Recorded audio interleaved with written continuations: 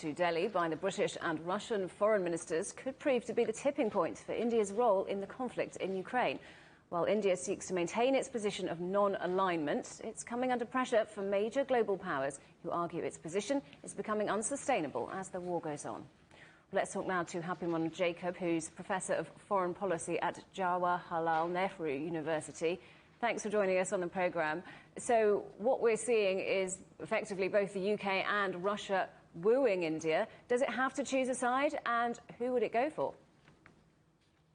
Well, I think a lot more people are actually wooing India at this point of time, not just the United Kingdom and Russia. We also have the Deputy National Security Advisor of the United States in town. So I think there are a lot of strategically important visits that are taking place in Delhi. Delhi at this point of time is perched as a swing state in many ways, at least in normative terms, if not in material terms. New Delhi has nothing to contribute really to the war in Ukraine, the Russian war in Ukraine.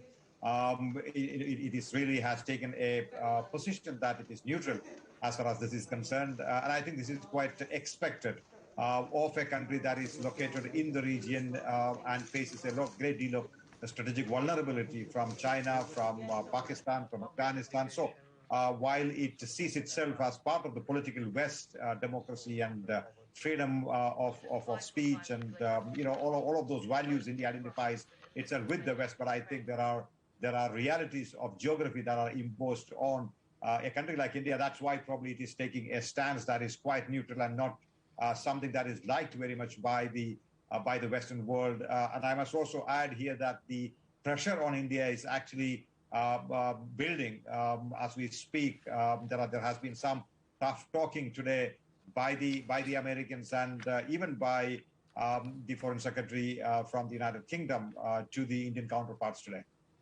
And you say India is neutral. Unlike most other countries, though, India has agreed to buy Russian oil. Close relations, good news for both countries economically.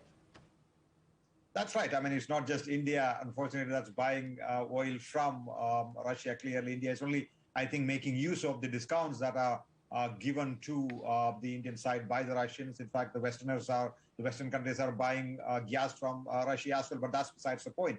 I think here is a somewhat poor country that's still growing.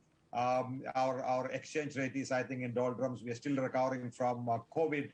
Economic onslaught, and the retail prices are actually going up, the petrol prices are going up. So given that economic condition that we face, I think India would look for cheap energy from anywhere. And actually, it is not too much energy that we are buying from the Russians. It's probably 1 to 2% of our daily need.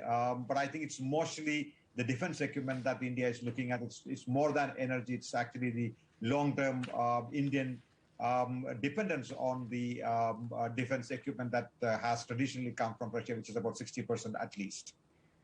Happymon Jacob.